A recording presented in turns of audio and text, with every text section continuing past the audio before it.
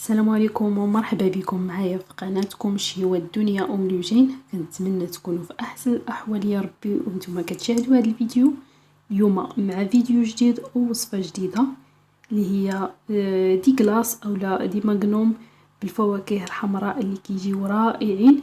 ما تيجوش جامدين بزاف وفي نفس الوقت ما كيذوبوش بسرعه. عندي نعطيكم الاسرار ديالهم كيفاش الا بغيتوهم يجيوكم قاصحين ولا بغيتوهم يجيوكم على هذا القوام هذا. تبعوا معايا الطريقه من البدايه حتى النهايه باش نتعرفوا على جميع الاسرار ديال دي ماغنوم اللي باش الا بغيتوهم يجيوكم قاصحين ولا بغيتوهم يجيوكم هكا على هذا الشكل هذا ما جامدينش بزاف ومع ذلك ما كيذوبوش بسرعه. غادي نبداو الطريقه والمقادير على بركه الله. غادي نحتاجو حب الملوك، كميه حب الملوك والفريز اللي عندي في المجمد، وكذلك الخوخ. من الاحسن ناخذوا الخوخ اللي تيكون حمر او لا البرقوق، اي حاجه عندكم من الفواكه الحمراء يمكن لكم تزيدوها. هنا درت هنا 250 غرام ديال الفواكه الحمراء مخلطه، كيف يمكن لكم ديروا فاكهه وحده الا كانت عندكم. غادي نزيدوا عصير برتقاله اللي غادي يعطينا كاس صغيور، وغادي نزيدوا عليه كاس ديال سكر سنيده. كيف يمكن لكم تنقصوا السكر سنيده الا بغيتوا دي ماغنوم ديالكم يجيوكم قاصحين جامدين مزيان، نقصوا السكر سنيده. الا بغيتوهم يجيوكم على هذا القوام هذا نزيدوا السكر سنيده. غادي نديروهم فوق البوطه وغادي نخليوه يطبخ يطبخ يطبخ مزيان حتى تطلع لينا هاد الكشكوشه، ومن بعد غادي تعاود تنقص لينا الكميه ديال الكشكوشه حتى غادي يعقد لينا ويصبح لينا على هاد القوام هذا. في هاد الوقيته اللي هاد الفواكه ديالني كيتعسلوا وتشرب ليا هذاك الماء ديالهم وكيتعسلوا، غادي يبداو التحريك باستمرار باش ما يتحرق ليناش هاد الفواكه من التحت، لان ما نساوش انهم حلوين في اي وقيته غادي يديروا لنا غادي يتحرقوا لينا.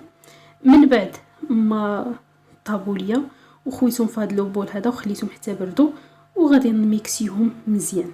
كيف يمكن لكم ديروهم في مولينيكس وطحنوهم.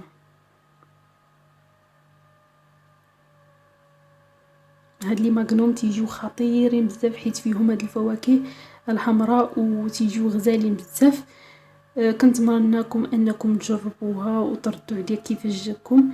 كيف يمكن لكم ديروا فاكهه وحده وديروها بحال هذا الشكل هذا، يمكن لكم ديروا ميكس ديال الفواكه. ها نتوما من بعد ما طحنتم، ها نتوما كشفتوا القوام ديالها كيفاش يكون قاصح. غادي نزيدوا عليهم جوج ديال العلب ديال دانون بنكهه الفراوله.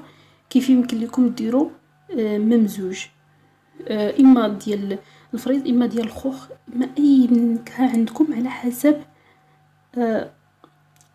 الفاكهه اللي درتو. غادي نحاولوا نخلطوا مزيان كيف ما قلت لكم. الا كان داك الممزوج تتخلطنا مزيان، اما هذا العاق تيعطينا شي شويه تيجينا قاصح في التخلط. انا كانوا عندي هاد جوج هادو في الثلاجه، ما اضطريت انني نستعملهم وما خرجتش نتقدى وحدين اخرين. صافي خلطت مزيان حتى ولا ليا ليس. ومن بعد غادي نجيب هاد العلب هادو ديال دي ماغنوم وغادي نعمرهم. الا ما كانوش عندكم هاد دي ماغنوم هادو غادي نعطيكم فكره اخرى ديال تاخذوا قرعه اولا قرعه ديال الخل اللي خديت وغسلتها مزيان وغادي نشفها وغادي نتقبها حتى هي، وندير فيها هاد العويدات هادو ديال الديكلاص وغادي نعمرها وغادي ندخلهم المجمد بنفس الكيفيه. غادي نكملوا حتى غادي نعمروا دي ماغنوم ديالنا كاملين.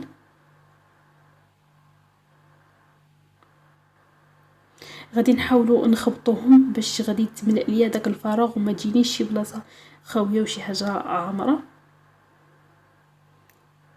على هذا الشكل هذا. وغادي ندخلهم المجمد كيف ما قلت لكم. جبت قرعه ديال الخل وغسلتها مزيان ودرت لها دوك التقيبات وعمرتها بما تبقى ليا من الخليط.